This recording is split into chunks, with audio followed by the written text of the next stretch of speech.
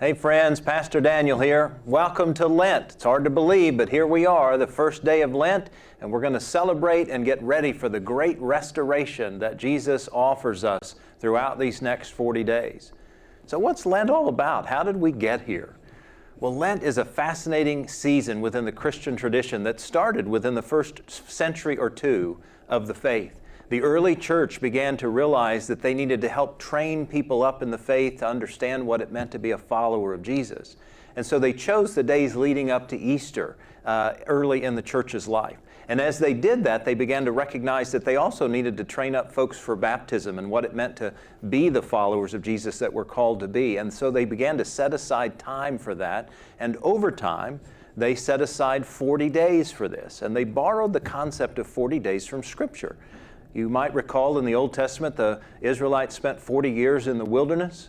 And in the New Testament, Jesus spent 40 days in the wilderness in preparation for His own ministry. So it seemed right and fit to say, let's take 40 days that leads up to the great resurrection feast of Christ. And so those days were set aside as what we call Lent.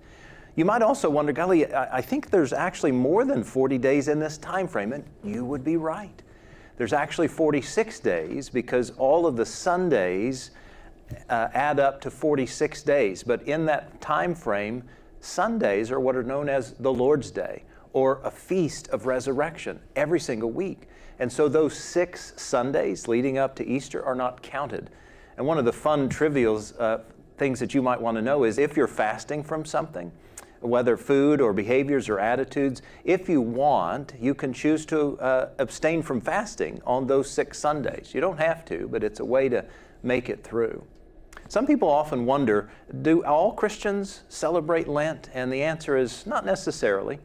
Often it's mainline or traditional denominations like Methodist or Episcopalian or Presbyterian or certainly Catholic or Orthodox. But more commonly over the last decade or so, some of our non-denominational churches, even Baptist and Church of Christ, have begun to realize that there's something valuable about these 40 days that lead up to Easter because it helps focus us and it helps captivate us for the pain and suffering that Jesus went through in His ministry and certainly on the cross. And so in order to better celebrate the resurrection and the empty tomb, why not also captivate ourselves by His pain and His suffering and the things that He had to do in order to help gain us life? And so friends, I'm hoping you're ready for Lent. I'm hoping you're ready for the restoration that Jesus offers us. And I pray for all of us that we will claim the richness of this and that we will dedicate ourselves to a holy Lent, preparing our hearts and our minds for the gift of Christ on the cross and Christ's empty tomb. So I pray you've got a holy Lent coming up, and I pray it will be a blessing